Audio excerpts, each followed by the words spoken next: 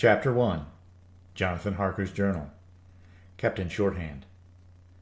3 May, Bistritz. Left Munich at 8:35 p.m. On 1st May, arriving at Vienna early next morning. Should have arrived at 6:46, but train was an hour late.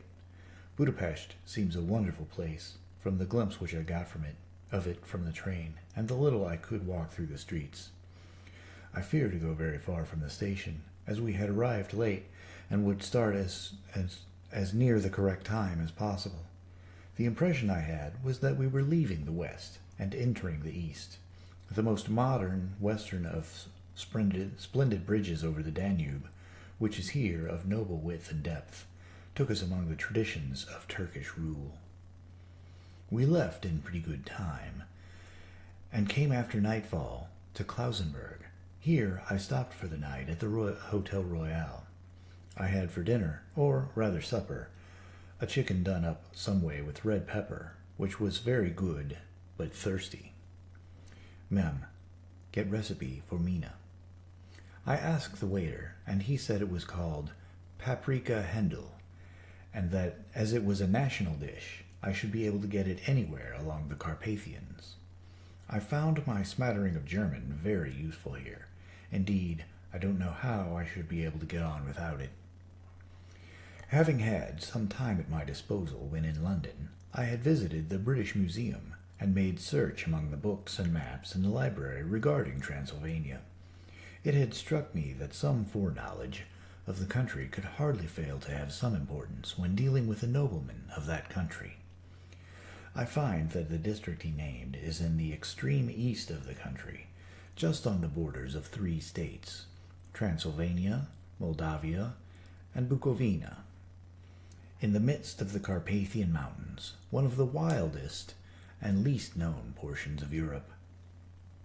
I was not able to light on any map or work giving the exact locality of the Castle Dracula, as there are no maps of this country as yet to compare with our own Ordnance Survey maps.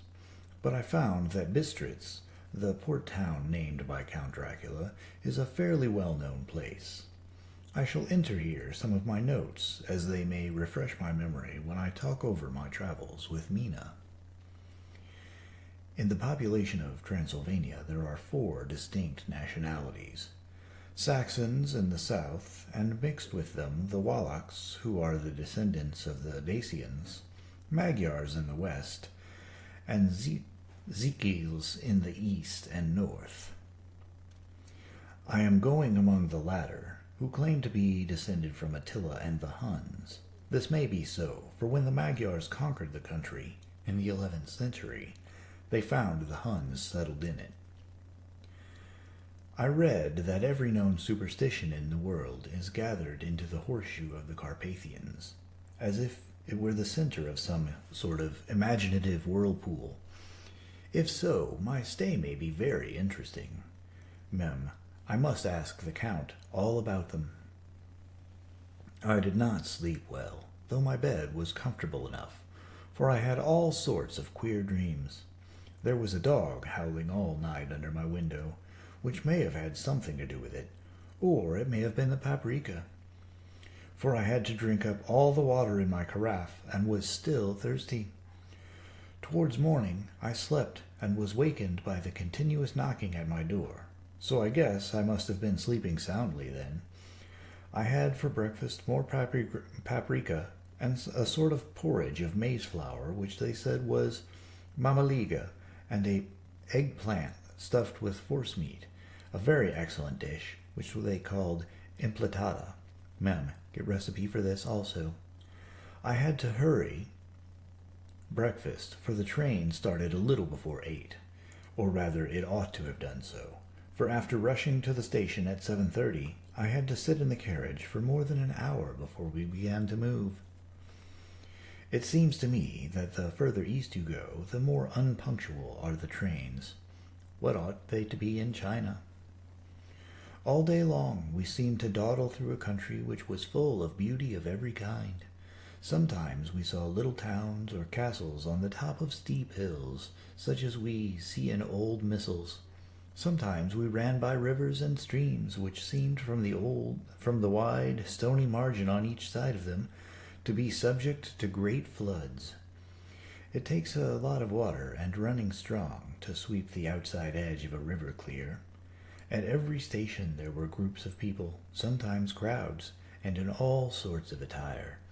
Some of them were just like the peasants at home, or those I saw coming through France and Germany, with short jackets and round hats and homemade trousers, but others were very picturesque.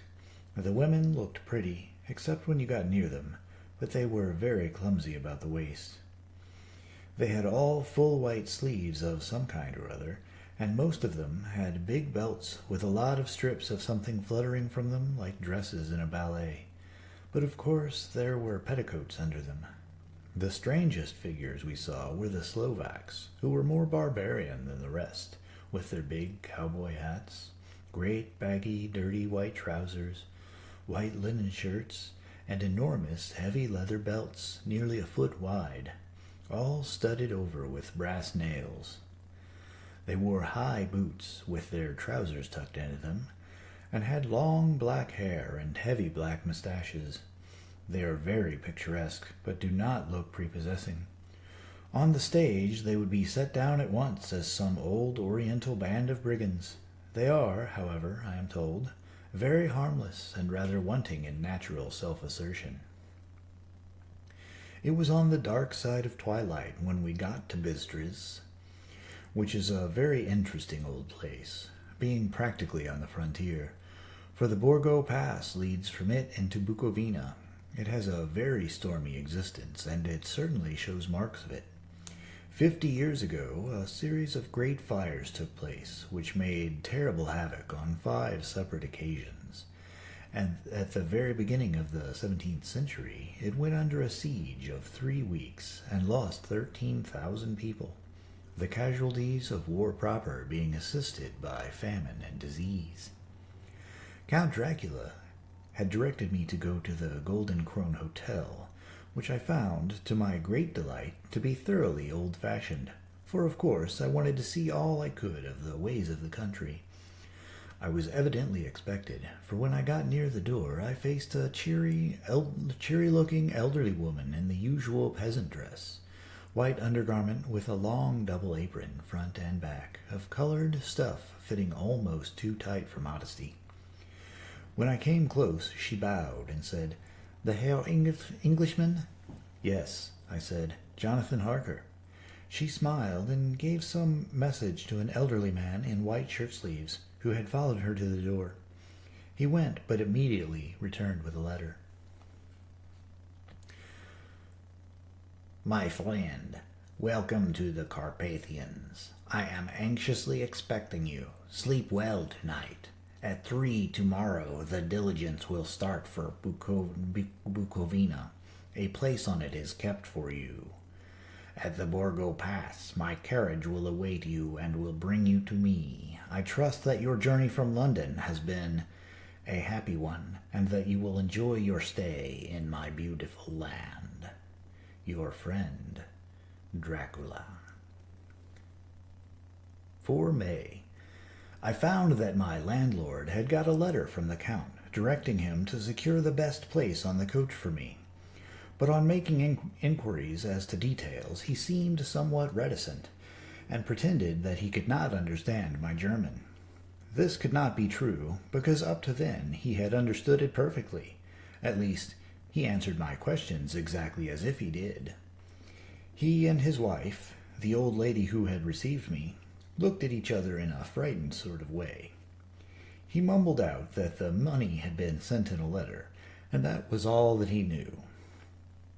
When I asked him if he knew Count Dracula, and could tell me anything of his castle, both he and his wife crossed themselves, and, saying that they knew nothing at all, simply refused to speak further. It was so near the time of starting that I had no time to ask anyone else, for it was all very mysterious, and not by any means comforting. Just before I was leaving, the old lady came up to my room and said in a very hysterical way, "Must you go? Oh, young Herr, must you go?" She was in such an excited state that she seemed to have lost her grip of what German she knew. and mixed it all up with some other language which I did not know at all. I was just able to follow her by asking many questions. When I told her that I must go at once, and that I was engaged on important business, she asked again, "Do you know what day it is?" I answered that it was the 4th of May. She shook her head, as she said again, "Oh yes, I know that, but do you know what day it is?" On my saying that I did not understand, she went on, "It is the eve of St. George's Day. Do you not know that tonight, when the clock strikes midnight, all the evil things in the world will have full sway? Do you know where you are going, and what you are going to?" She was in such evident distress that I tried to comfort her, but without effect. Finally, she went down on her knees and implored me not to go, at least to wait a day or two before starting. It was all very ridiculous, but I did not feel comfortable. However, there was business to be done, and I could allow nothing to interfere with it. I therefore tried to raise her up, and said, as gravely as I could, that I thanked her, but my duty was imperative, and that I must go. She then rose and dried her eyes, and taking a crucifix from her neck, offered it to me. I did not know what to do, for as an English churchman I have been taught to regard such things as in some measure idolatrous, and yet it seemed so ungracious to refuse an old lady meaning so well and in such a state of mind. She saw, I suppose, the doubt in my face, for she put the rosary round my neck, and said, "For your mother's sake," and went out of the room. I am writing up this part of the diary whilst I am waiting for the coach, which is, of course, late. And the crucifix is still round my neck. Whether it is the old lady's fear, or the many ghostly traditions of this place, or the crucifix itself, I do not know, but I am not feeling nearly as easy in my mind as usual. If this book should ever reach Mina before I do, let it bring my goodbye. Here comes the coach.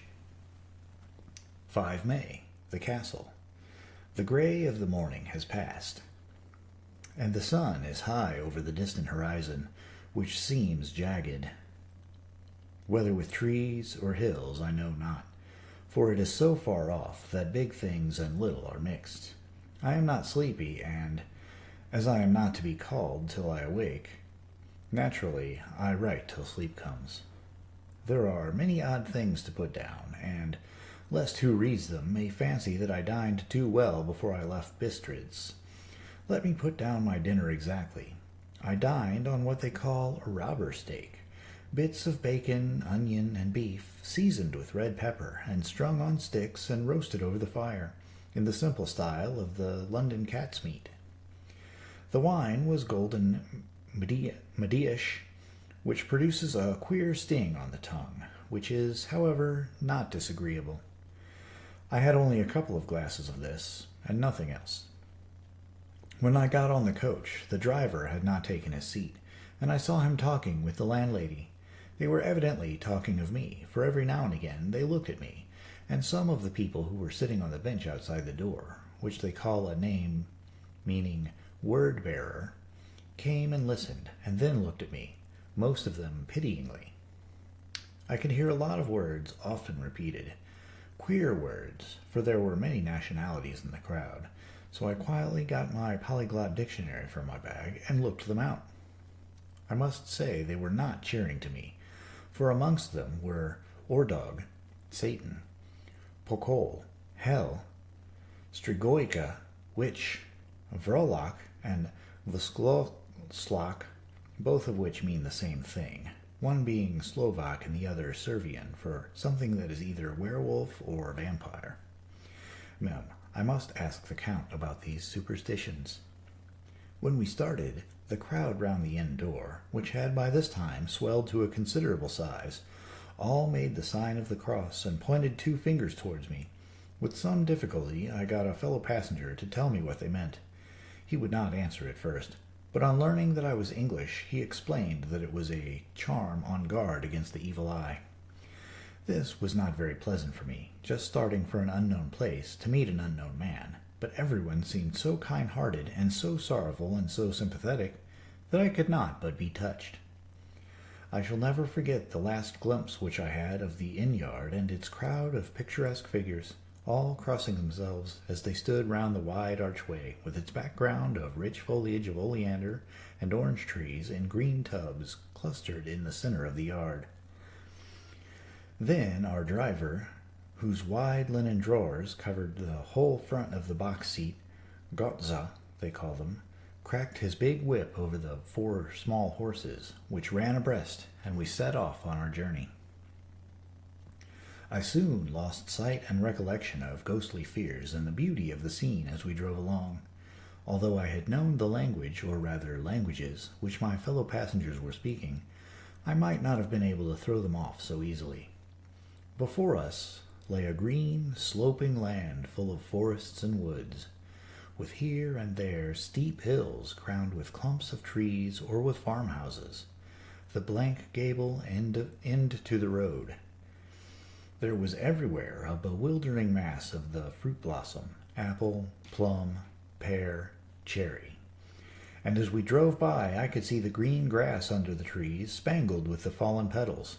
In and out amongst these green hills of what they call here the Mittelland ran the road, losing itself as it swept round the grassy curve or was shut out by the straggling ends of pine woods, which here and there ran down the hillsides like tongues of flame.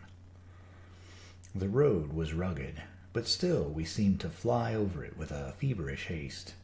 I could not understand then what the haste meant, but the driver was evidently bent on losing no time in reaching Borgo-Prund.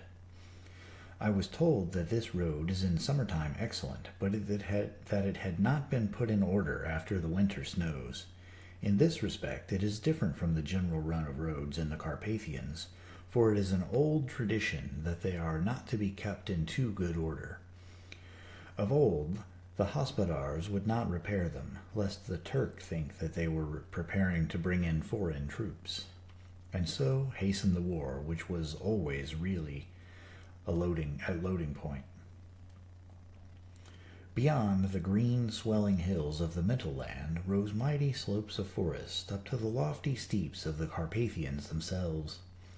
Right and left of us they towered, with the afternoon sun falling full upon them and bringing out the glorious colors of this beautiful range, deep blue and purple in the shadows of the peaks, green and brown where the grass and rock mingled, and an endless perspective of jagged rocks and pointed crags, till these were themselves lost in the distance, where the snowy peaks rose grandly. Here and there seemed mighty rifts in the mountains, through which, as the sun began to sink, we saw now and again the white gleam of falling water. One of my companions touched my arm as we swept round the base of a hill and opened up the lofty, snow-covered peak of a mountain, which seemed, as we wound on our serpentine way, to be right before us. "Look, it's in Sek God's seat," and he crossed himself reverently. As we wound on our endless way, and the sun sank lower and lower behind us, the shadows of the evening began to creep round us. This was emphasized by the fact that the snowy mountain top still held the sunset, and seemed to glow out with a delicate, cool pink. Here and there we passed Czechs and Slovaks, all in picturesque attire, but I noticed that the goiter was painfully prevalent. By the roadside were many crosses, and as we swept by, my companions all crossed themselves. Here and there was a peasant man or woman kneeling before a shrine, who did not even turn around as we approached, but seemed in the self-surrender of devotion to have neither eyes nor ears for the outer world. There were many things new to me. For instance, hay-ricks in the trees, here and there very beautiful masses of weeping birch, their white stems shining like silver through the delicate green of the leaves. Now and again we passed a later wagon, the ordinary peasant's cart, with its long, snake-like vertebra, calculated to suit the inequalities of the road. On this were sure to be seated quite a group of homecoming peasants, the Czechs with their white and the Slovaks with their colored sheepskins, the latter carrying lance fashion, their long staves with axe at end. As the evening fell, it began to get very cold, and the growing twilight seemed to merge into one dark mistiness, the gloom of trees, oak, beech, and pine, though in the valleys which ran deep between the spurs of the hills, as we ascended through the pass, the dark firs stood out here and there against the background of late-lying snow.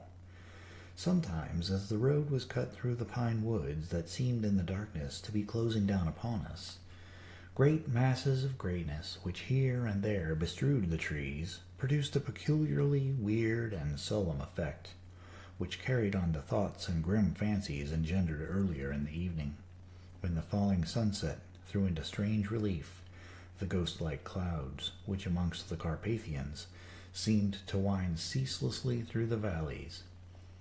Sometimes the hills were so steep that, despite our driver's haste, the horses could only go slowly. I wished to get down and walk up them, as we do at home, but the driver would not hear of it. "No, no," he said. "You must not walk here. The dogs are too fierce." And then he added, what he evidently meant for grim pleasantry, for he looked round to catch the approving smile of the rest, "and you may have enough of such matters before you go to sleep." The only stop he would make was a moment's pause to light his lamps. When it grew dark, there seemed to be some excitement amongst the passengers, and they kept speaking to him, one after the other, as though urging him to further speed. He lashed the horses unmercifully with his long whip, and with wild cries of encouragement urged them on to further exertions. Then, through the darkness, I could see a sort of patch of gray light ahead of us, as though there were a cleft in the hills. The excitement of the passengers grew greater.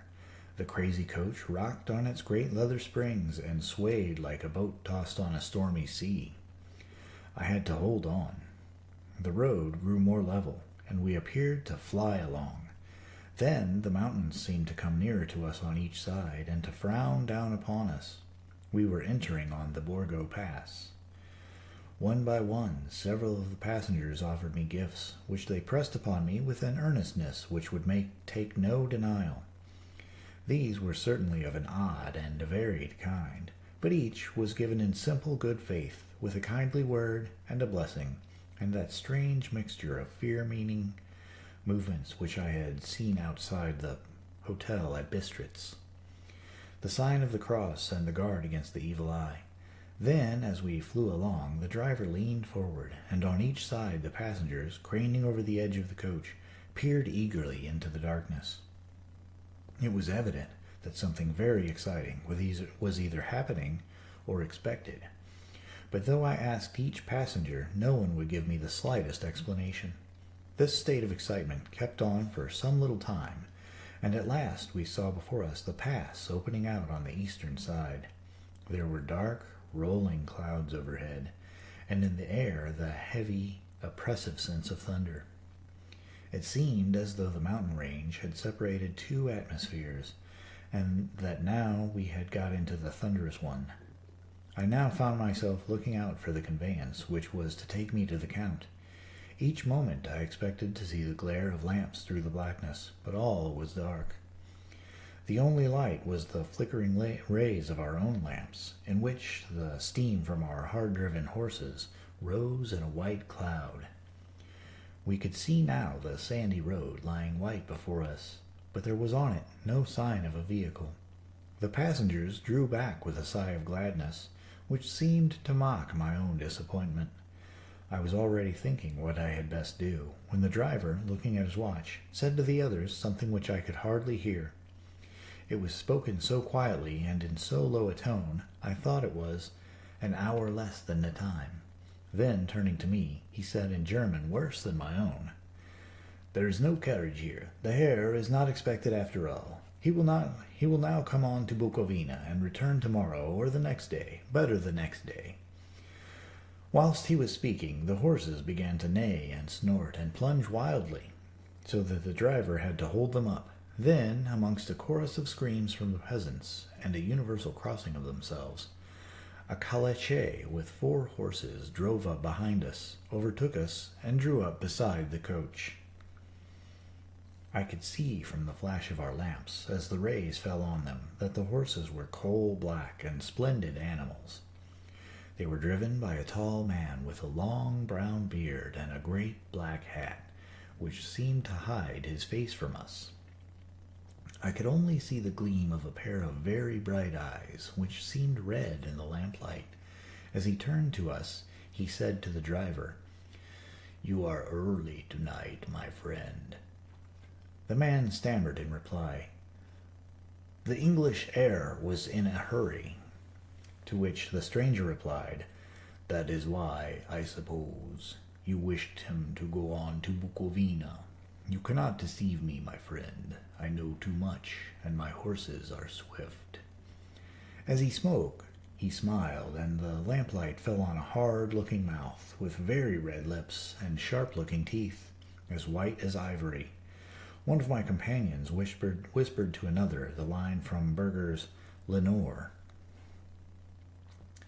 "Den die Taten reiten schnell," for the dead travel fast. The strange driver evidently heard the words, for he looked up with a gleaming smile. The passenger turned his face away, at the same time putting out his 2 fingers and crossing himself. "Give me the Herr's luggage," said the driver, and with exceeding alacrity my bags were handed out and put in the caleche. Then I descended from the side of the coach, as the caleche was close alongside, the driver helping me with a hand which caught my arm in a grip of steel. His strength must have been prodigious.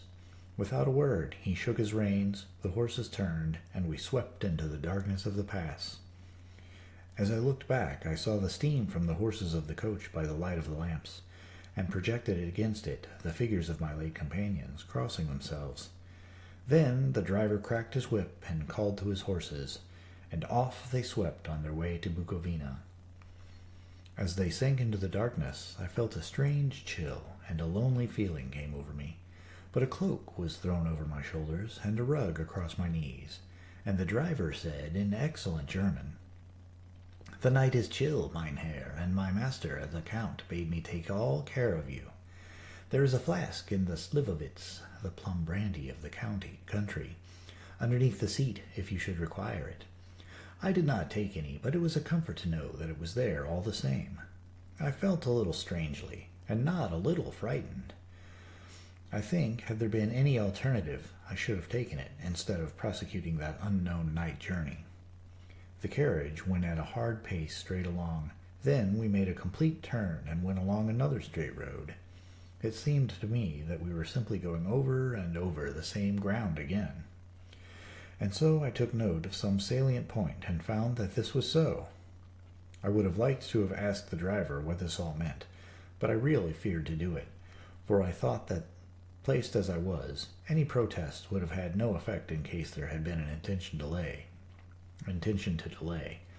By and by, however, as I was curious to know how time was passing, I struck a match, and by its flame looked at my watch. It was within a few minutes of midnight. This gave me a sort of shock, for I supposed the general superstition about midnight was increased by my recent experiences. I waited with a sick feeling of suspense. Then a dog began to howl somewhere in a farmhouse far down the road, a long agonized wailing as if from fear.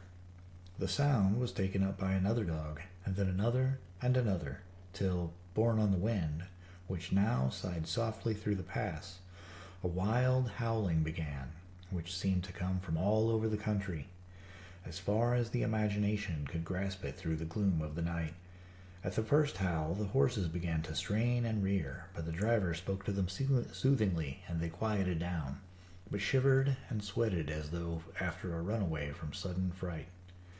Then, far off in the distance, the mountains on each side of us began a louder and a sharper howling, that of wolves, which affected both the horses and myself in the same way, for I was minded to jump from the caleche and run, whilst they reared again and plunged madly, so that the driver had to use all his great strength to keep them from bolting. In a few minutes, however, my own ears got accustomed to the sound, and the horses became quiet that the driver was able to descend and to stand before them. He petted and soothed them, and whispered something in their ears, as I have heard of horse tamers doing, and with extraordinary effect, for under his caresses they became quite manageable again, though they still trembled. The driver again took a seat, and shaking his reins, started off at a great pace. This time, after going to the far side of the pass, he suddenly turned down a narrow roadway which ran sharply to the right. Soon we were hemmed in with trees, which in places arched right over the roadway till we passed through as a tunnel. And again great frowning rocks guarded us boldly on either side. Though we were in shelter, we could hear the rising wind, for it moaned and whistled through the rocks, and the branches of the trees crashed together as we swept along. It grew colder and colder still, and fine, powdery snow began to fall, so that soon we and all around us were covered with a white blanket. The keen wind still carried the howling of the dogs, though this grew fainter as we went on our way. The baying of the wolves sounded nearer and nearer, as though they were closing round us from every side. I grew dreadfully afraid, and the horses shared my fear. The driver, however, was not in the least disturbed. He kept turning his head to left and right, but I could not see anything through the darkness. Suddenly, away on our left, I saw a faint, flickering blue flame. The driver saw it at the same moment. He at once checked the horses, and jumping to the ground, disappeared into the darkness. I did not know what to do, the less as the howling of the wolves grew closer, but while I wondered, the driver suddenly appeared again, and without a word took his seat, and we resumed our journey. I think I must have fallen asleep and kept dreaming of the incident, for it seemed to be repeated endlessly. And now, looking back, it is like a sort of awful nightmare. Once the flame appeared so near the road that even in the darkness around us I could watch the driver's motions. He went rapidly to where the blue flame arose. It must have been very faint, for it did not seem to illuminate the place around it at all, and gathering a few stones, formed them into some device. Once there appeared a strange optical effect. When he stood between me and the flame, he did not obstruct it, for I could see its ghostly flicker all the same. This startled me, but as the effect was only momentary, I took it that my eyes deceived me, straining through the darkness. Then, for a time, there were no blue flames, and we sped onwards through the gloom, with the howling of the wolves around us, as though they were following in a moving circle. At last, there came a time when the driver went further afield than he had yet gone, and during his absence the horses began to tremble worse than ever and to snort and scream with fright. I could not see any cause for it, for the howling of the wolves had ceased altogether. But just then the moon, sailing through the black clouds, appeared behind the jagged crest of a beetling, pine-clad rock, and by its light I saw around us a ring of wolves, with white teeth and lolling red tongues, with long, sinewy limbs and shaggy hair. They were 100 times more terrible in the grim silence which held them than even when they had howled. For myself, I felt a sort of paralysis of fear. It is only when a man feels himself face to face with such horrors that he can understand their true import. All at once the wolves began to howl as though the moonlight had had some peculiar effect on them. The horses jumped about and reared and looked helplessly round, with eyes that rolled in a way painful to see. But the living ring of terror encompassed them on every side, and they had perforce to remain within it.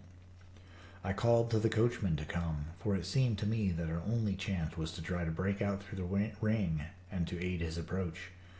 I shouted and beat at the side of the clocher, hoping that by the noise to scare the wolves from that side, so as to give him a chance of reaching the trap. However, how he came there, I know not, but I heard his voice raised in a tone of imperious command, and looking towards the sound, saw him stand in the roadway, as he swept his long arms as though brushing aside some impalpable obstacle. The wolves fell back, and back further still. Just then a heavy cloud passed across the face of the moon, so that we were again in darkness. When I could see again, the driver was climbing into the calash, and the wolves had disappeared.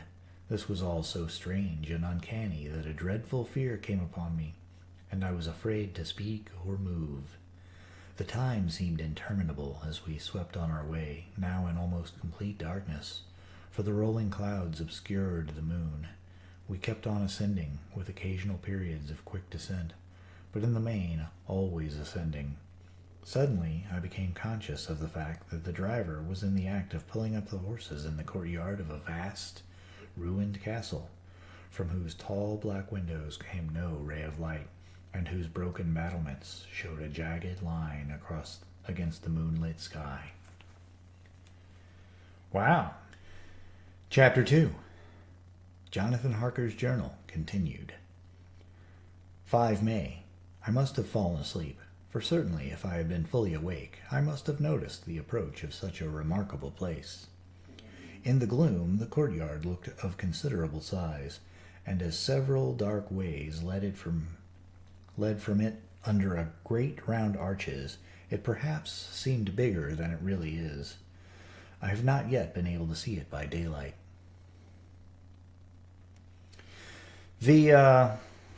The stream is pretty shitty actually today. We're having some internet troubles again, and there's going to be probably a lot of blah blah blah freezing, and that's good. I hope that the audio sounds all right, but the video is going to be really choppy. I am right around 400 kilobits per second for most of like the last half hour. It's not going to be good at all. I'm going to start that chapter over. Chapter 2. Jonathan Harker's Journal. Continued. 5 May. I must have been asleep, for certainly if I had been fully awake, I must have noticed the approach of such a remarkable place. In the gloom, the courtyard looked of considerable size, and as several dark ways led from it under great round arches, it perhaps seemed bigger than it really is. I have not yet been able to see it by daylight. When the calash stopped, the driver jumped down and held out his hand to assist me to alight. Again, I could not but notice his prodigious strength. His hand actually seemed like a steel vice that could have crushed mine if he had chosen. Then he took out my traps and placed them on the ground beside me as I stood close to a great door, old and studded with large iron nails, and set in a projecting doorway of massive stone.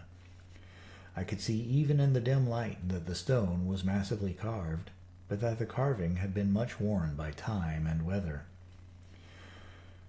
As I stood, the driver jumped again into his seat and shook the reins. The horses started forward, and trap and all disappeared down one of the dark openings.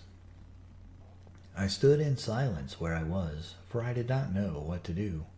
Of bell or knocker there was no sign. Through these frowning walls and dark window openings, it was not likely that my voice could penetrate. The time I waited seemed endless, and I felt doubts and fears crowding upon me. What sort of place had I come to, and among what kind of people? What sort of grim adventure was it on which I had embarked? Was this a customary incident in the life of a solicitor's clerk sent out to explain the purchase of a London estate to a foreigner? Solicitor's clerk? Mina would not like that. Solicitor, for just before leaving London I got word that my examination was successful, and I am now a full-blown solicitor. I began to rub my eyes and pinch myself to see if I were awake. It all seemed like a horrible nightmare to me, and I expected that I should suddenly awake and find myself at home, with the dawn struggling in through the windows, as I had now and again felt in the morning after a day of overwork. But my flesh answered the pinching test, and my eyes were not to be deceived. I was indeed awake and among the Carpathians. All I could do now was be patient, and to wait the coming of the morning. Just as I had come to this conclusion, I heard a heavy step approaching behind the great door, and saw through the chinks the green gleam of a coming light. Then there was the sound of rattling chains and the clanking of massive bolts drawn back. A key was turned with the loud grating noise of long disuse, and the great door swung back. Within stood a tall old man, clean-shaven save for a long white mustache, and clad in black from head to foot, without a single speck of color about him anywhere. He held in his hand an antique silver lamp, in which the flame burned without chimney or globe of any kind, throwing long, quivering shadows as it flickered in the draught of the open door. The old man motioned me in with his right hand with a courtly gesture, saying in excellent English, but with a strange intonation, "Welcome to my house. Enter freely and of your own will." He made no motion of stepping to meet me, but stood like a statue, as though his gesture of welcome had fixed him into stone. The instant, however, that I had stepped over the threshold, he moved impulsively forward, and holding out his hand, grasped mine with a strength which made me wince, an effect which was not lessened by the fact that it seemed as cold as ice, more like the hand of a dead than a living man. Again he said, "Welcome to my house. Come freely, go safely, and leave something of the happiness you bring." The strength of the handshake was so much akin to that which I had noticed in the driver, whose face I had not seen, that for a moment I doubted if it were not the same person to whom I was speaking. So to make sure, I said interrogatively, "Count Dracula?" He bowed in a courtly way as he replied, "I am Dracula, and I bid you welcome, Mr. Harker, to my house. Come in, the night air is chill, and you must need to rest and eat." As he was speaking, he put the lamp on a bracket on the wall, and stepping out, took my luggage. He had carried it in before I could forestall him. I protested, but he insisted. "Nay, sir, you are my guest. It is late, and my people are not available. Let me see to your comfort myself." He insisted on carrying my traps along the passage, and then up a great winding stair, and along another great passage, on whose stone floor our steps rang heavily. At the end of this he threw open a heavy door, and I rejoiced to see within a well-lit room in which a table was spread for supper, and on whose mighty hearth a great fire of logs, freshly replenished, flamed and flared. The Count halted, putting down my bags, closed the door, and, crossing the room, opened another door, which led into a small octagonal room lit by a single lamp, and seemingly without a window of any sort. Passing through this, he opened another door and motioned to me to enter. It was a welcome sight, for here was a great bedroom, well lighted and warmed with another log fire, also added but lately, for the top logs were fresh, which sent a hollow roar up the wide chimney. The Count himself left my luggage inside and withdrew, saying before he closed the door, "You will need, after your journey, to refresh yourself by making your toilet. I trust you will find all you wish. When you are ready, come into the other room, where you will find your supper prepared." The light and warmth, and the Count's courteous welcome seemed to have dissipated all my doubts and fears. Having then reached my normal state, I discovered that I was half famished with hunger, so making a hasty toilet, I went into the other room.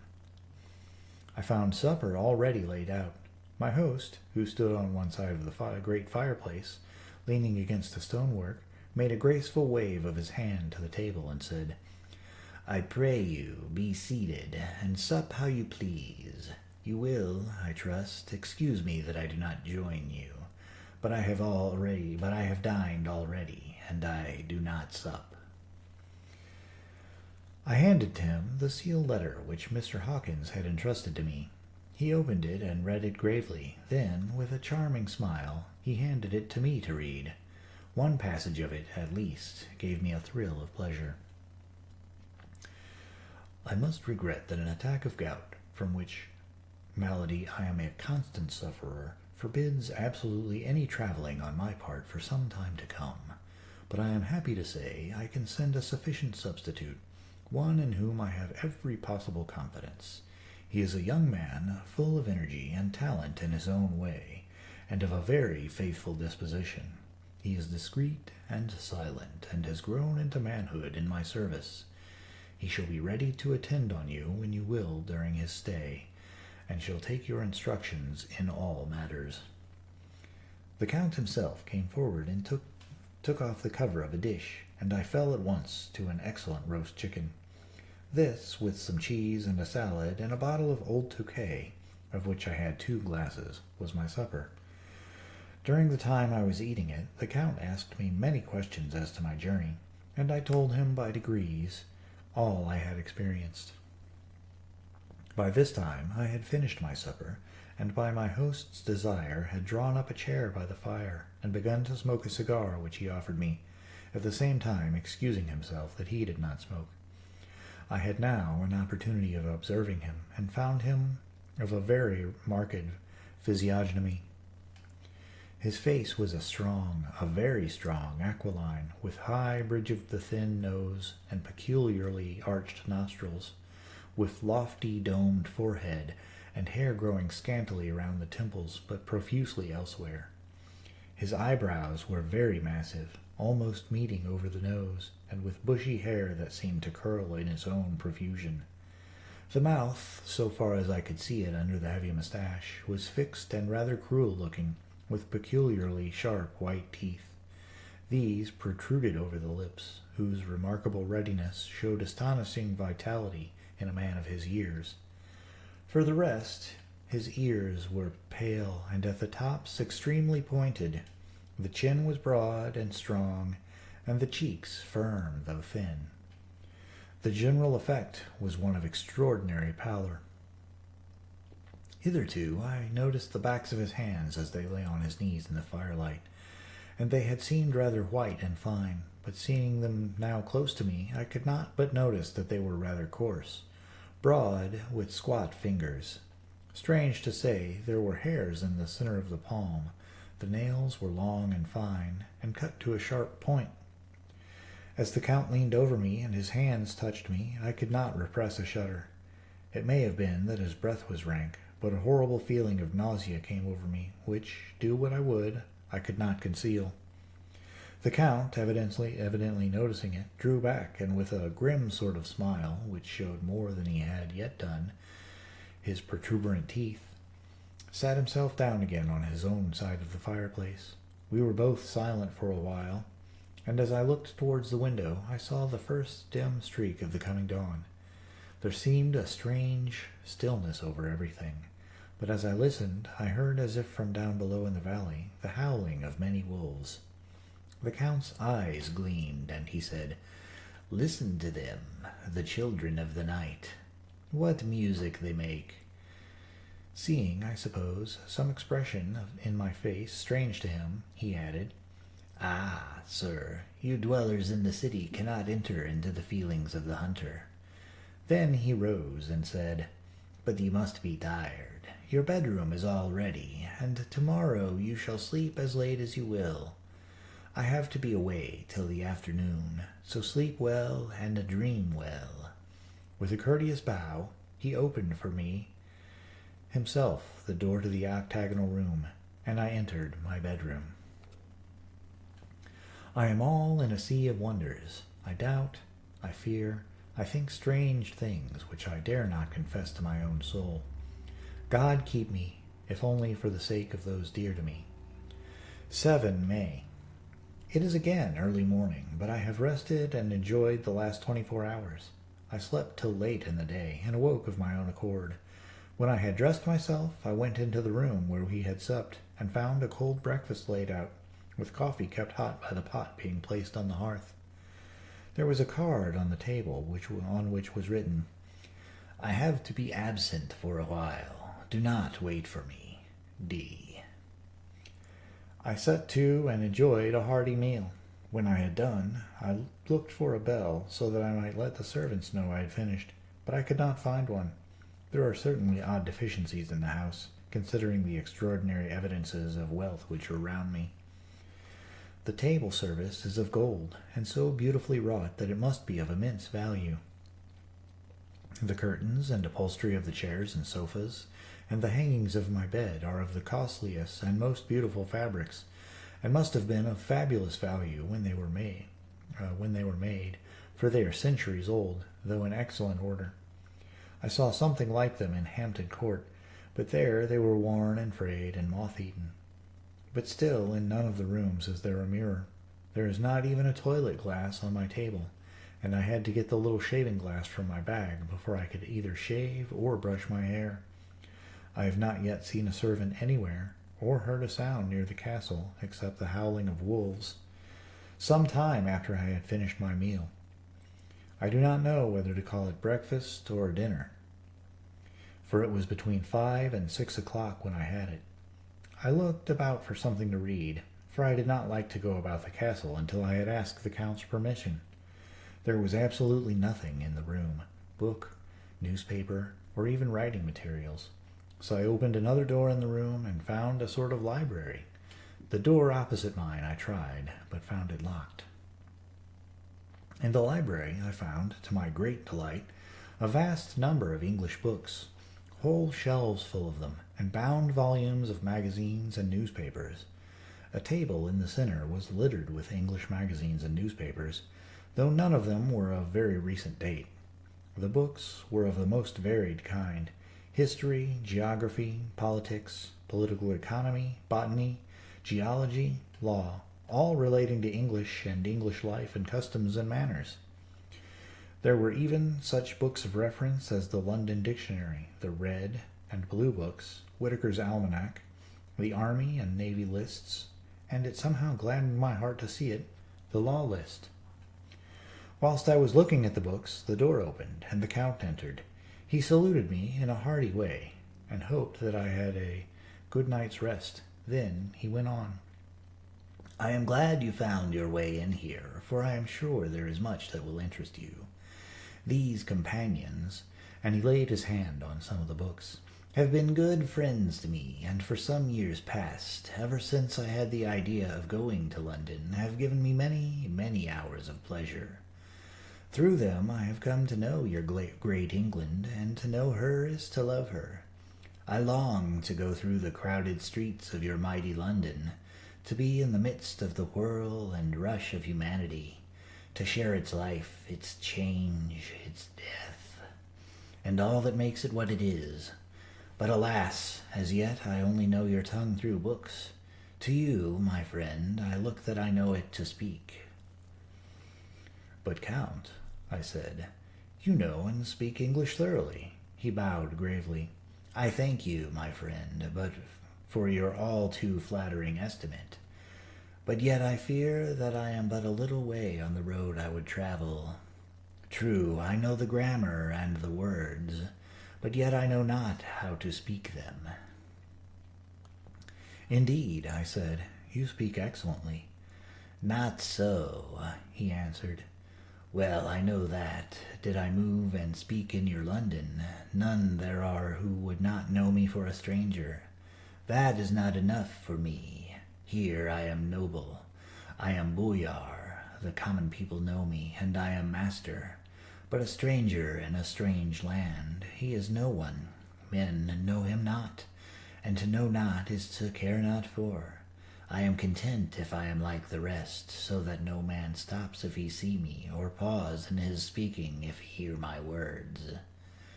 Ha! A stranger! I have been so long master that I would be master still, or at least that none other should be master of me. You come to me not alone as agent of my friend Peter Hawkins of Exeter, to tell me all about my new estate in London. You shall, I trust, rest with me here a while, so that by our talking I may learn the English intonation. And I would that you tell me when I make error, even of the smallest, in my speaking. I am sorry that I had to be away so long today, but you will, I know, forgive one who has so many important affairs in hand." Of course, I said all I could about being willing, and asked if I might come into that room when I chose. He answered, "Yes, certainly," and added, "You may go anywhere you wish in the castle, except where the doors are locked, where of course you will not wish to go. There is reason that all things are as they are, and did you see with my eyes and know with my knowledge, you would perhaps better understand." I said I was sure of this, and then he went on. "We are in Transylvania, and Transylvania is not England. Our ways are not your ways, and there shall be to you many strange things. Nay, from what you have told me of your experiences already, you know something of what strange things there may be." This led to much conversation, and it was evident that he wanted to talk, if only for talking's sake. I asked him many questions regarding things that had already happened to me or come within my notice. Sometimes he sheered off the subject or turned the conversation by pretending not to understand, but generally he answered all I asked most frankly. Then, as time went on, and I had got somewhat bolder, I asked him of some of the strange things of the preceding night, as, for instance, why the coachman went to the places where he had seen the blue flames. He then explained to me that it was commonly believed that on a certain night of the year, last night, in fact, when all the evil spirits are supposed to have unchecked sway, a blue flame is seen over any place where treasure has been concealed. "That treasure has been hidden," he went on. "In the region through which you came last night, there can be but little doubt, for it was the ground fought over for centuries by the Wallachian, the Saxon, and the Turk. Why, there is hardly a foot of soil in all this region that has not been enriched by the blood of men, patriots, or invaders.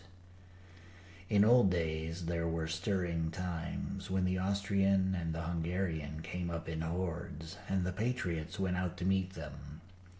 Men and women, the aged and the children too, and waited their coming on the rocks above the passes, that they might sweep destruction on them with their artificial avalanches.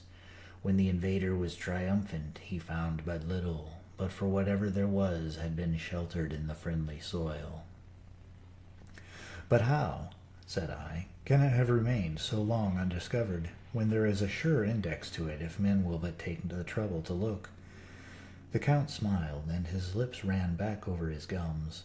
The long, sharp canine teeth showed out strangely. He answered, "Because your peasant is at heart a coward and a fool. Those flames only appear on one night, and on that night no man of this land will, if he can help it, stir without his doors, and, dear sir, even if he did, he would not know what to do.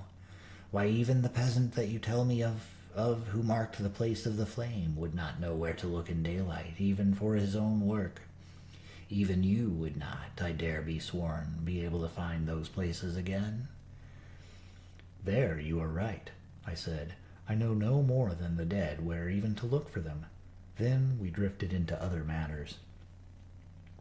"Come," he said at last, "tell me of London, and of the houses which you have procured for me." With an apology for my remissness, I went into my own room to get the papers from my bag. Whilst I was placing them in order, I heard a rattling of china and silver in the next room, and as I passed through, noticed that the table had been cleared and the lamp lit, for it was by this time deep into the dark. The lamps were also lit in the study or library, and I found the Count lying on the sofa, reading, of all things in the world, an English Bradshaw's Guide. When I came in, he cleared the books and papers from the table, and with him I went into plans and deeds and figures of all sorts. He was interested in everything, and asked me a myriad questions about the place and its surroundings. He clearly had studied beforehand all he could get on the subject of the neighborhood, for he evidently at the end knew very much more than I did. When I remarked this, he answered, "Well, but my friend, is it not needful that I should? When I go there, I shall be all alone, and my friend Harker, Jonathan, nay, pardon me, I fall into my country's habit of putting your patronymic name first. My friend Jonathan Harker will not be by my side to correct and aid me.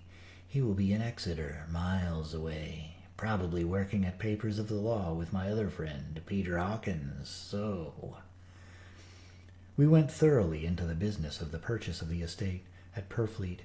When I had told him the facts and got his signature to the necessary papers, and had written a letter with them ready to post to Mr. Hawkins, he began to ask me how I had come across so suitable a place.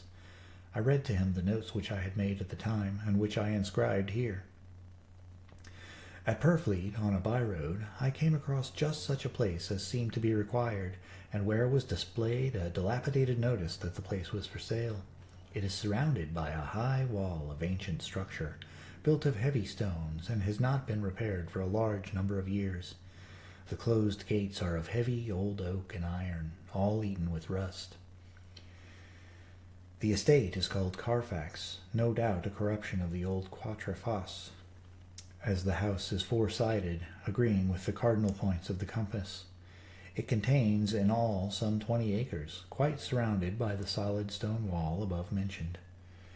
There are many trees on it, which make it in places gloomy, and there is a deep, dark-looking pond or small lake, evidently fed by some springs, as the water is clear and flows away in a fair-sized stream. The house is very large, and of all periods back, I should say, to medieval times, for one part is of stone immensely thick, with only a few windows high up and heavily barred with iron. It looks like part of a keep, and is close to an old chapel or church. I could not enter it, as I had not the key of the door leading to it from the house, but I have taken with my kodak views of it from various points. The house has been added to, but in a very straggling way, and I can only guess at the amount of ground it covers, which must be very great. There are but few houses close at hand, one being a very large house, only recently added to and formed into a private lunatic asylum. It is not, however, visible from the grounds. When I had finished, he said, "I am glad that it is old and big. I myself am of an old family, and to live in a new house would kill me. A house cannot be made habitable in a day, and, after all, how few days go to make up a century. I rejoice also that there is a chapel of old times. We Transylvanian nobles love not to think that our bones may lie amongst the common dead. I seek not gaiety nor mirth, not the bright voluptuousness of much sunshine and sparkling waters, which please the young and gay. I am no longer young, and my heart, through weary years of mourning over the dead, is not attuned to mirth. Moreover, the walls of my castle are broken, the shadows are many, and the wind breathes cold through the broken battlements and casements. I love the shade and the shadow, and would be alone with my thoughts when I may." Somehow his words and his look did not seem to accord, or else it was that his cast of face made his smile look malignant and saturnine. Presently, with an excuse, he left me, asking me to put all my papers together. He was some little time away, and I began to look at some of the books around me. One was an atlas, which I found opened naturally at England, as if that map had been much used.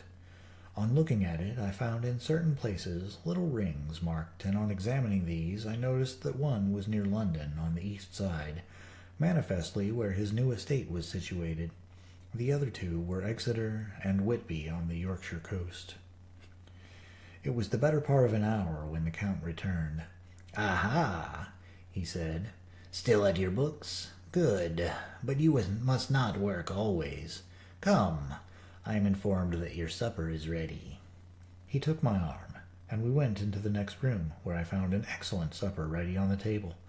The Count again excused himself, as he had dined out on his being away from home, but he sat as on the previous night, and chatted whilst I ate. After supper I smoked, as on the last evening, and the Count stayed with me, chatting and asking questions on every conceivable subject. Hour after hour I felt that it was getting very late indeed, but I did not say anything, for I felt under obligation to meet my host's wishes in every way. I was not sleepy, as the long sleep yesterday had fortified me, but I could not help experiencing that chill which comes over one at the coming of the dawn, which is like, in its way, the turn of the tide. They say that people who are near death die generally at the change to the dawn or at the turn of the tide. Anyone who has, when tired, and tied as it were to his post, experienced this change in the atmosphere, can well believe it. All at once we heard the crow of a cock coming up with preternatural shrillness through the clear morning air. Count Dracula, jumping to his feet, said, "Why, there is the morning again. How remiss I am to let you stay up so long. You must make your conversation regarding my dear new country of England less entertaining, so that I may not forget how time flies by us." And with a courtly bow, he quickly left me. I went into my own room and drew the curtains, but there was little to notice. My window opened into the courtyard. All I could see was the warm gray of quickening sky, so I pulled the curtains again and have written of this day. 8 May. I began to fear, as I wrote in this book, that I was getting too diffuse, but now I am glad that I went into detail from the first. There is something so strange about this place, and all in it that I cannot but feel uneasy. I wish I were safe out of it, or that I had never come. It may be that this strange night existence is telling on me, but with that were all. If there were anyone to talk to, I could bear it, but there is no one. I have only the Count to speak with, and I fear, I am myself the only living soul within the place. Let me be prosaic so far as facts can be. It will help me to bear up. And imagination must not run riot with me. If it does, I am lost. Let me say at once how I stand, or seem to. I only slept a few hours when I went to bed, and feeling that I could not sleep any more, got up. I had hung my shaving glass by the window, and was just beginning to shave. Suddenly I felt a hand on my shoulder, and heard the Count's voice saying to me, "Good morning." I started, for it amazed me that I had not seen him, since the reflection of the glass covered the whole room behind me. In starting, I had cut myself slightly, but did not notice it at the moment. Having answered the Count's salutation, I turned to the glass again to see how I had been mistaken. This time there could be no error, for the man was close to me, and I could see him over my shoulder, but there was no reflection of him in the mirror. The whole room behind me was displayed, but there was no sign of a man in it, except myself. This was startling, and, coming on top of so many strange things, was beginning to increase that vague feeling of uneasiness which I always have when the Count is near. But at the instant I saw that the cut had bled a little, and the blood was trickling over my chin, I laid down the razor, turning, as I did so, half round, to look for some sticking plaster. When the Count saw my face, his eyes blazed with a sort of demoniac fury, and he suddenly made a grab at my throat. I drew away, and his hand touched the string of beads which held the crucifix. It made an instant change in him, for the fury passed so quickly that I could hardly believe that it was ever there. "Take care," he said. "Take care how you cut yourself. It is more dangerous than you think in this country." Then, seizing the shaving glass, he went on, "And this is the wretched thing that has done the mischief. It is a foul bauble of man's vanity. Away with it!"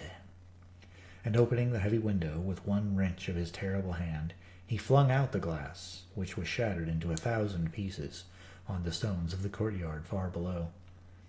Then he withdrew without a word.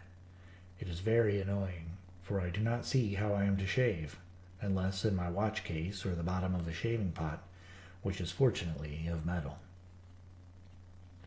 I went into the dining room. Breakfast was prepared, but I could not find the Count anywhere, so I breakfasted alone. It is strange that as yet I have not seen the Count eat or drink. He must be a very peculiar man. After breakfast I did a little exploring in the castle. I went out on the stairs and found a room looking towards the south. The view was magnificent, and from where I stood there was every opportunity of seeing it. The castle is on the very edge of a terrible precipice. A stone falling from the window would fall 1,000 feet without touching anything. As far as the eye can reach is a sea of green treetops, with occasionally a deep rift where there is a chasm. Here and there are silver threads where the rivers wind in deep gorges through the forests.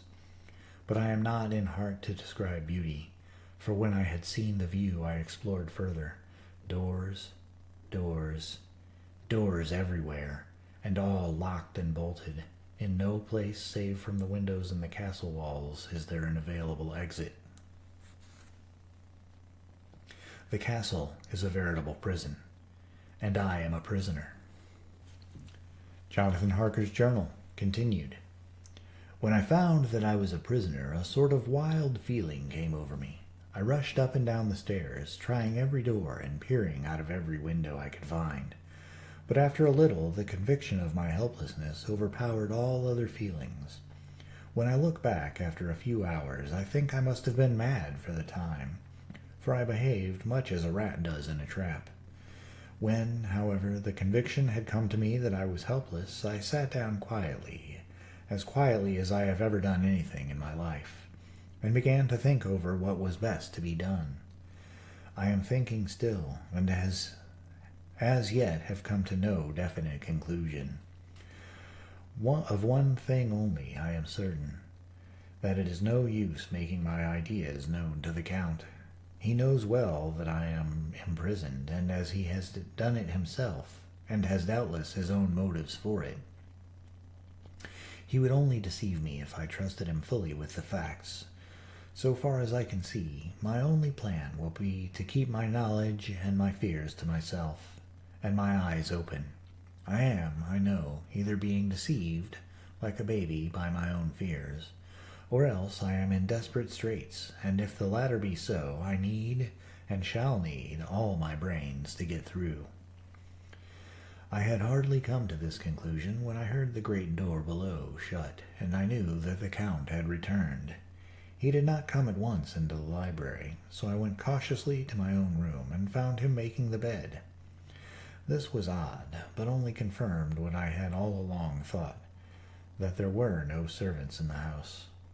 When later I saw him through the chink of the hinges of the door, laying the table in the dining room, I was assured of it, for if he does himself all these menial offices, surely it is proof that there is no one else to do them. This gave me a fright, for if there is no one else in the castle, it must have been the Count himself who was the driver of the coach that brought me here. This is a terrible thought, for if so, what does it mean that he could control the wolves, as he did, by only holding up his hand in silence? How was it that all the people at Bistritz and on the coach had some terrible fear for me? What meant the giving of the crucifix, of the garlic, of the wild rose, of the mountain ash? Bless that good woman who hung the crucifix round my neck, for it is a comfort and a strength to me whenever I touch it. It is odd that a thing which I have been taught to regard with disfavor and as idolatrous should in a time of loneliness and trouble be of help. Is it that there is something in the essence of the thing itself, or that it is a medium, a tangible help in conveying memories of sympathy and comfort? Some time, if it may be, I must examine this matter and try to make up my mind about it. In the meantime, I must find out all I can about Count Dracula, as it may help me to understand. Tonight, he may talk of himself, if I turn the conversation that way. I must be very careful, however, not to awaken his suspicion. Midnight. I have had a long talk with the Count. I asked him a few questions on Transylvania history, and he warmed up to the subject wonderfully. In his speaking of things and people, and especially of battles, he spoke as if he had been present at them all. This he afterwards explained by saying that to a boyar, the pride of his house and name is his own pride, that their glory is his glory, that their fate is his fate. Whenever he spoke of his house, he always said we, and spoke almost in the plural, like a king speaking. I wish I could put down all he said exactly as he said it, for to me it was most fascinating. It seemed to have in it a whole history of the country. He grew excited as he spoke, and walked about the room, pulling his great white mustache and grasping anything on which he laid his hands as though he would crush it by main strength. One thing he said, which I shall put down as nearly as I can, for it tells in its way the story of his race. We Seceles have a right to be proud, for in our veins flows the blood of many brave races who fought as the lion fights for lordship. Here in the whirlpool of European races, the Ugric tribe bore down from Iceland the fighting spirit which Thor and Woden gave them, which their berserkers displayed to such full intent on the seaboards of Europe, aye, and of Asia and Africa too, till the peoples thought that the werewolves themselves had come. Here, too, when they came, they found the Huns, whose warlike fury had swept the earth like a living flame, till the dying peoples held that in their veins ran the blood of those old witches who, expelled from Scythia, had mated with the devils in the deserts. Fools! Fools! What devil or witch was ever so great as Attila, whose blood is in these veins? He held up his arms. Is it a wonder that we were a conquering race, that we were proud, that when the Magyar, the Lombard, the Avar, the Bulgar, the Turk poured his thousands upon our frontiers, we drove them back? Is it strange that when Arpad and his legions swept through the Hungarian fatherland, he found us here when he reached the frontier, that the Hofungalos was completed there, and when the Hungarian flood swept eastward, the Seceles were claimed as kindred by the victorious Magyars, and to us for centuries was trusted the guarding of the frontier of Turkey land. Aye, and more than that, endless duty of the frontier guard, for, as the Turks say, water sleeps and enemy is sleepless. Who more gladly than we throughout the four nations received the bloody sword, or at its warlike call flocked quicker to the standard of the king? When was redeemed that great shame of my nation, the shame of Kosovo, when the flags of the Wallach and the Magyar went down beneath the crescent? Who was it but one of my own race who, as voivode, crossed the Danube and beat the Turk on his own ground? This was a Dracula indeed. Woe was it that his own unworthy brother, when he had fallen, sold his people to the Turk and brought the shame of slavery upon them. Was it not this Dracula, indeed, who inspired that other of his race, who in a later age again and again brought his forces over the great river into Turkey land, who, when he was beaten back, came again and again and again, though he had to come alone from the bloody field where his troops were being slaughtered, since he knew that he alone could ultimately triumph? They said that he thought only of himself. Bah! What good are peasants without a leader? Where ends the war without a brain and heart to conduct it? Again, when after the battle of Mohacs we threw off the Hungarian yoke, we of the Dracula blood were amongst their leaders, for our spirit would not brook that we were not free. Ah, young sir, the Seceles and the Dracula, as their heart's blood, their brains, and their swords, can boast a record that mushroom growths like the Habsburgs and the Romanovs can never reach. The warlike days are over. Blood is too precious a thing in these days of dishonorable peace, and the glories of the great races are as a tale that is told. It was by this time close on morning, and we went to bed.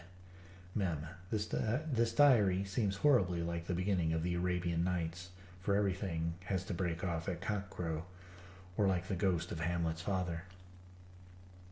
12 May. Let me begin with facts, bare, meager facts, verified by books and figures, and of which there can be no doubt. I must not confuse them with experiences which will have to rest on my own observation or my memory of them.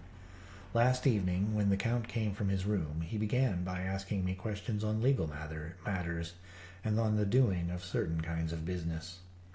I had spent the day wearily over my books, and simply to keep my mind occupied, went over some of the matters I had been examined in at Lincoln's Inn. There was a certain method in the Count's inquiries, so I shall try to put them down in sequence. The knowledge may somehow or sometime be useful to me. First, he asked if a man in England might have 2 solicitors or more. I told him he might have a dozen if he wished, but that it would not be wise to have more than one solicitor engaged in one transaction, as only one could act at a time, and that the change would be certain to militate against his interest.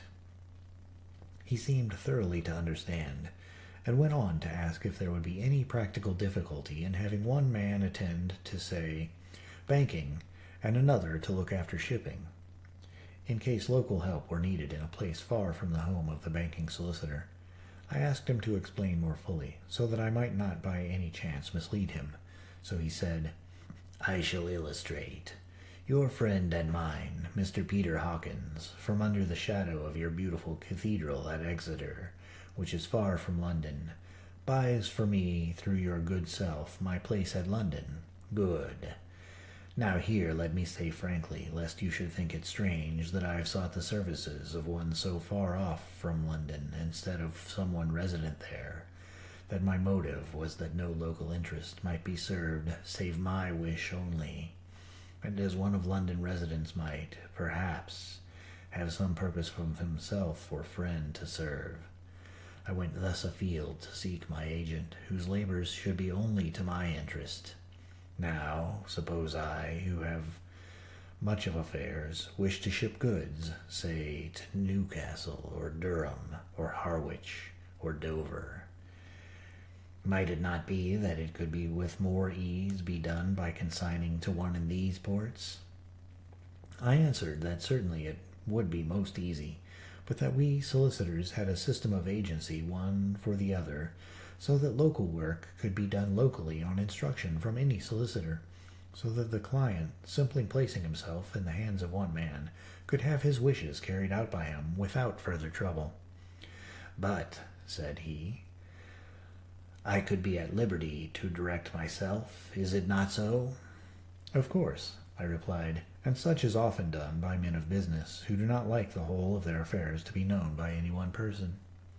"Good," he said, and then went on to ask about the means of making consignments and the forms to be gone through, and of all sorts of difficulties which might arise, but by forethought could be guarded against.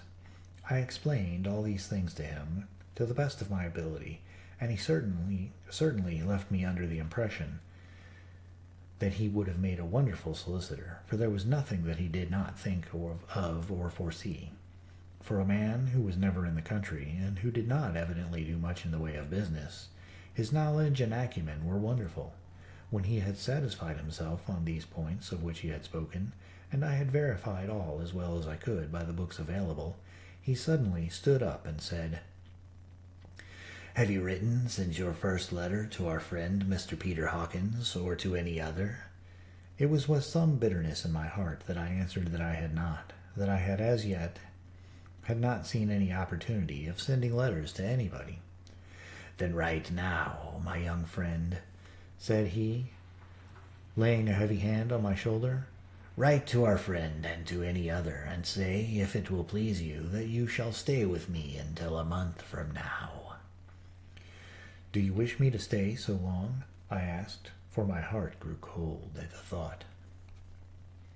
"I desire it much. Nay, I will take no refusal. When your master, employer, what you will, engaged that someone should come on his behalf, it was understood that my needs only were to be consulted. I have not stinted, is it not so?" What could I do now but accept?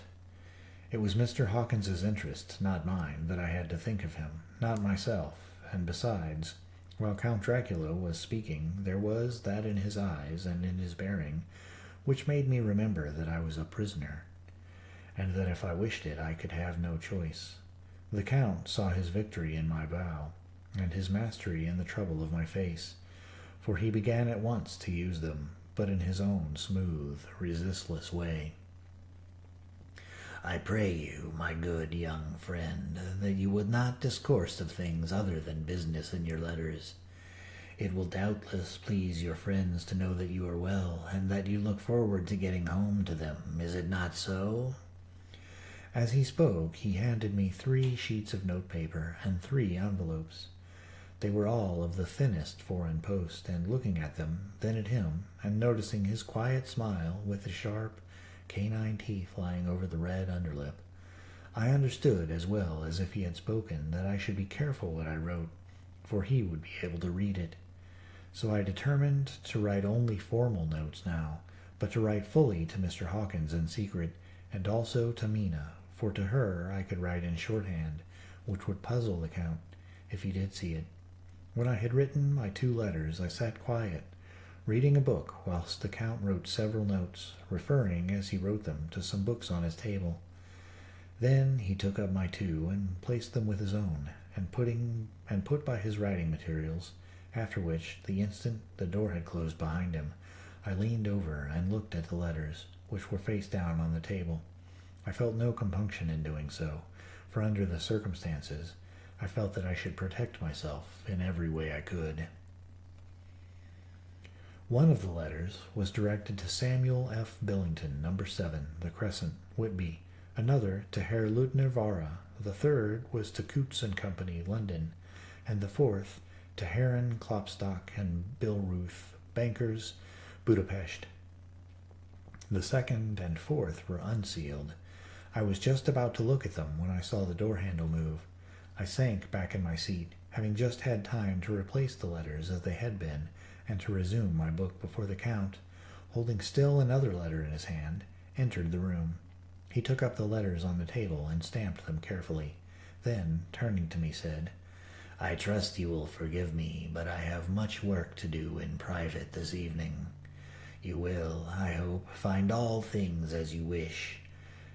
At the door he turned, and after a moment's pause, said, Let me advise you, my dear young friend, nay, let me warn you with all seriousness, that you should leave these rooms. Should you leave these rooms, you will not by any chance go to sleep in any other part of the castle. It is old and has many memories, and there are bad dreams for those who sleep unwisely. Be warned. Should sleep now or ever overcome you, or be like to do, then haste to your own chamber or to these rooms, for your rest will then be safe. But if you be not careful in this respect, then... He finished his speech in a gruesome way, for he motioned with his hands as if he were washing them. I quite understood. My only doubt was as to whether any dream could be more terrible than the unnatural, horrible net of gloom and mystery which seemed closing around me. Later.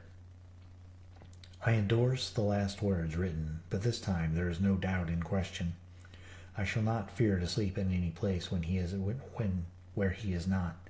I have placed the crucifix over the head of my bed. I imagine that my rest is thus freer from dreams, and there it shall remain. When he left me, I went to my room. After a little while, not hearing any sound, I came out and went up the stone stair to where I could look out toward the south. There was some sense of freedom in the vast expanse, inaccessible though it was to me, as compared with the narrow darkness of the courtyard. Looking out on this, I felt that I was indeed in prison, and I seemed to want a breath of fresh air, though it were of the night. I am beginning to feel this nocturnal existence tell on me. It is destroying my nerve. I start at my own shadow, and am full of all sorts of horrible imaginings. God knows that there is ground for my terrible fear in this accursed place. I looked out over the beautiful expanse, bathed in soft yellow moonlight, till it was almost as light as day. In the soft light, the distant hills became melted, and the shadows and the valleys and the gorges of velvety blackness. The mere beauty seemed to cheer me. There was peace and comfort in every breath I drew. As I leaned from the window, my eye was caught by something moving a story below me and somewhat to my left, where I imagined, from the order of the rooms, that the windows of the Count's own room would look out. The window at which I stood was tall and deep, stone-mullioned, and though weather-worn, was still complete, but it was evidently many a day since the case had been there. I drew back behind the stonework and looked carefully out. What I saw was the Count's head coming out from the window. I did not see the face, but I knew the man by the neck and the movement of his back and arms. In any case, I could not mistake the hands which I had had so many opportunities of studying. I was at first interested and somewhat amused, for it is wonderful how small a matter will interest and amuse a man when he is a prisoner. But my very feelings changed to repulsion and terror when I saw the whole man slowly emerge from the window and began to crawl down the castle wall over that dreadful abyss, face down, with his cloak spreading out around him like great wings. At first I could not believe my eyes. I thought it was some trick of the moonlight, some weird effect of shadow, but I kept looking, and it could be no delusion. I saw the fingers and toes grasp the corners of the stones, worn clear of the mortar by the stress of years, and by thus using every projection and inequality to move downwards with considerable speed, just as a lizard moves along a wall. What manner of man is this, or what manner of creature is it in the semblance of a man? I feel the dread of this horrible place overpowering me. I am in fear, awful fear, and there is no escape for me. I am encompassed about with terrors that I dare not think of. 15 May. Once more I have seen the Count go out in his lizard fashion. He moves downwards in a sidelong way, some 100 feet down, and a good deal to the left. He vanished into some hole or window. When his head had disappeared, I leaned out to try and see more, but without avail. The distance was too great to allow a proper angle of sight. I knew he had left the castle now, and thought to use the opportunity to explore more than I had dared to do as yet. I went back to the room, and taking a lamp, tried all the doors. They were all locked as I had expected, and the locks were comparatively new, but I went down the stone stairs to the hall where I had entered originally. I found I could pull back the bolts easily enough and unhook the great chains, but the door was locked, and the key was gone. That key must be in the Count's room. I must watch, should his door be unlocked, so that I may get it and escape. I went on to make a thorough examination of the various stairs and passages, and to try the doors that opened from them. 1 or 2 small rooms near the hall were open, but there was nothing to see in any of them except old furniture, dusty with age and moth-eaten. At last, however, I found one door at the top of the stairway which, though it seemed to be locked, gave a little under pressure. I tried it harder and found that it was not really locked, but that the resistance came from the fact that the hinges had fallen somewhat, and the heavy door rested on the floor. Here was an opportunity which I might not have again, so I exerted myself, and with many efforts forced it back so that I could enter. I was now in a wing of the castle further to the right than the rooms I knew, and a story lower down. From the windows I could see that the suite of rooms lay along to the south of the castle, the windows of the end room looking out both west and south. On the latter side, as well as to the former, there was a great precipice. The castle was built on the corner of a great rock, so that on 3 sides it was quite impregnable, and great windows were placed here where sling or bow or culverin could not reach, and consequently light and comfort, impossible to a position which had to be guarded, were secured. To the west was a great valley, and then, rising far away, great jagged mountain fastnesses, rising peak on peak. The sheer rock studded with mountain ash and thorn, whose roots clung in cracks and crevices and crannies of the stone. This was evidently the portion of the castle occupied by the ladies in bygone days, for the furniture had more air of comfort than any I had seen. The windows were curtainless, and the yellow moonlight, flooding in through the diamond panes, enabled one to see even colors, whilst it softened the wealth of dust which lay over all and disguised in some measure the ravages of time. And the moth. My lamp seemed to be of little effect in the brilliant moonlight, but I was glad to have it with me, for there was a dread loneliness in the place which chilled my heart and made my nerves tremble.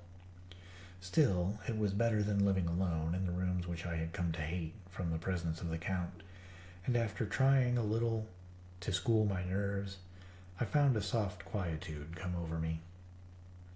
Here I am sitting at a little oak table, where in old times possibly some fair lady sat to pen, with much thought and many blushes, her ill-spelt love letter, and writing in my diary in shorthand all that has happened since I closed it at last.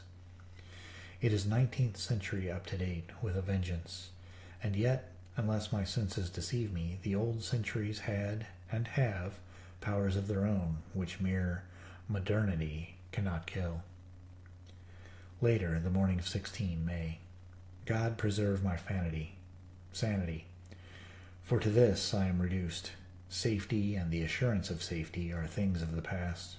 Whilst I live on here, there is but one thing to hope for, that I may not go mad, if, indeed, I be not mad already. If I be sane, then surely it is maddening to think of all the foul things that lurk in this hateful place. The Count is the least dreadful to me, that to him alone I can look for safety, even though this be only whilst I can serve his purpose. Great God, merciful God, let me be calm, for out of that way lies madness indeed. I begin to get new lights on certain things which have puzzled me. Up to now, I never quite knew what Shakespeare meant when he made Hamlet say, "My tablets, quick, my tablets, 'tis meet that I put it down," etc. For now, feeling as though my own brain were unhinged, or as if the shock had come which must end in its undoing, I turned to my diary for repose. The habit of entering accurately must help to soothe me. The Count's mysterious warning frightened me at the time. It frightens me more now when I think of it, for in future he has a fearful hold upon me. I shall fear to doubt what he may say. When I had written in my diary, and had fortunately replaced the book and pen in my pocket, I felt sleepy. The Count's warning came into my mind, but I took a pleasure in disobeying it. The sense of sleep was upon me, and with it the obstinacy which sleep brings as an outrider. The soft moonlight soothed, and the wide expanse without gave a sense of freedom which refreshed me. I determined not to return tonight to the gloom-haunted rooms, but to sleep here, where of old ladies had sat and sung and lived sweet lives, whilst their gentle breasts were sad for their menfolk away in the midst of remorseless war. I drew a great couch out of its place near the corner, so that as I lay I could look at the lovely view to east and south, and unthinking of and uncaring for the dust, composed myself for sleep. I suppose I must have fallen asleep. I hope so, but I fear, for all that followed was startlingly real. So real that now sitting here in the broad, full sunlight of the morning, I cannot in the least believe that it was all sleep. I was not alone. The room was the same, unchanged in any way since I came into it. I could see along the floor, in the brilliant moonlight, my own footsteps marked where I had disturbed the long accumulation of dust. In the moonlight opposite me were 3 young women, ladies by their dress and manner. I thought at the time that I must be dreaming when I saw them, for, though the moonlight was behind them, they threw no shadow on the floor. They came close to me, and looked at me for some time, and then whispered together. 2 were dark, and had high, aquiline noses, like the Count, and great, dark, piercing eyes that seemed to be almost red when contrasted with the pale yellow moon. The other was fair as can be, with great, wavy masses of golden hair, and eyes like pale sapphires. I seemed, somehow, to know her face, and to know it in connection with some dreamy fear, but I could not recollect at the moment how or where. all three had brilliant white teeth that shone like pearls against the ruby of their voluptuous lips. There was something about them that made me uneasy, some longing, and at the same time some deadly fear.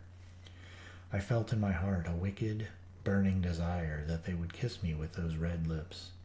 It is not good to note this down, lest some day it should meet Mina's eyes and cause her pain, but it is the truth. They whispered together, and then they all three laughed, such a silvery, musical laugh, but as hard as though the sound never could have come through the softness of human lips. It was like the intolerable, tingling sweetness of water glasses when played on by a cunning hand. The fair girl shook her head coquettishly, and the other two urged her on. One said, "Go on. You are first, and we shall follow. Yours is the right to begin." The other added, "He is young and strong. There are kisses for us all." I lay quiet, looking out under my eyelashes in an agony of delightful anticipation. The fair girl advanced and bent over me till I could feel the movement of her breath upon me. Sweet it was in one sense, honey-sweet, and sent the same tingling through the nerves as her voice, but with a bitter underlying the sweet, a bitter offensiveness, as one smells in blood. I was afraid to raise my eyelids, but looked out and saw perfectly under the lashes. The girl went on her knees and bent over me, simply gloating. There was a deliberate voluptuousness which was both thrilling and repulsive, and as she arched her neck, she actually licked her lips like an animal, till I could see in the moonlight the moisture shining on the scarlet lips and on the red tongue as it lapped the white, sharp teeth. Lower and lower went her head as the lips went below the range of my mouth and chin, and seemed about to fasten on my throat. Then she paused, and I could hear the churning sound of her tongue as it licked her teeth and lips, and could feel the hot breath on my neck. Then the skin of my throat began to tingle as one's flesh does when the hand that is to tickle it approaches nearer. I could feel the soft, shivering touch of the lips on the supersensitive skin of my throat, and the hard dents of two sharp teeth, just touching and pausing there. I closed my eyes in a languorous ecstasy and waited with beating heart. But at that instant, another sensation swept through me as quick as lightning. I was conscious of the presence of the Count, and of his being as if lapped in a storm of fury. As my eyes opened involuntarily, I saw his strong hand grasp the slender neck of the fair woman, and with giant's power draw it back. The blue eyes transformed with fury, the white teeth champing with rage, and the fair cheeks blazing red with passion. But the Count! Never did I imagine such wrath and fury, even to the demons of the pit. His eyes were positively blazing. The red light in them was lurid, as if the flames of hellfire blazed behind them. His face was deathly pale, and the lines of it were hard like drawn wires. The thick eyebrows that met over the nose now seemed like a heaving bar of white-hot metal. With a fierce sweep of his arm, he hurled the woman from him, and then motioned to the others, as though he were beating them back. It was the same imperious gesture that I had seen used to the wolves. In a voice which, though low and almost in a whisper, seemed to cut through the air and then ring round the room, he said, "How dare you touch him, any of you? How dare you cast eyes on him when I had forbidden it? Back, I tell you all. This man belongs to me. Beware how you meddle with him, or you'll have to deal with me." The fair girl, with a laugh of ribald coquetry, turned to answer him. You yourself never loved. You never love."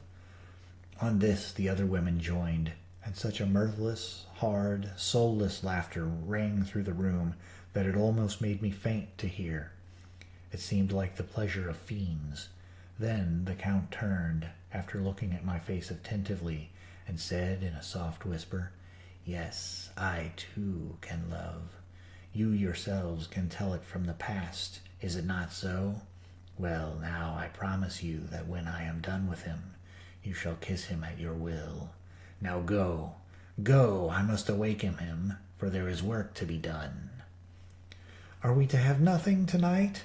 Said one of them with a low laugh, as she pointed to the bag which he had thrown upon the floor, and which moved as though there were some living thing within it. For answer, he nodded his head. One of the women jumped forward and opened it. If my ears did not deceive me, there was a gasp and a low wail, as if of a half-smothered child. The women closed round, whilst I was aghast with horror, but as I looked they disappeared, and with them the dreadful bag. There was no door near them, and they could not have passed me without my noticing. They simply seemed to fade into the rays of the moonlight and pass out through the window, for I could see outside the dim, shadowy forms for a moment before they entirely faded away. Then the horror overcame me, and I sank down, unconscious.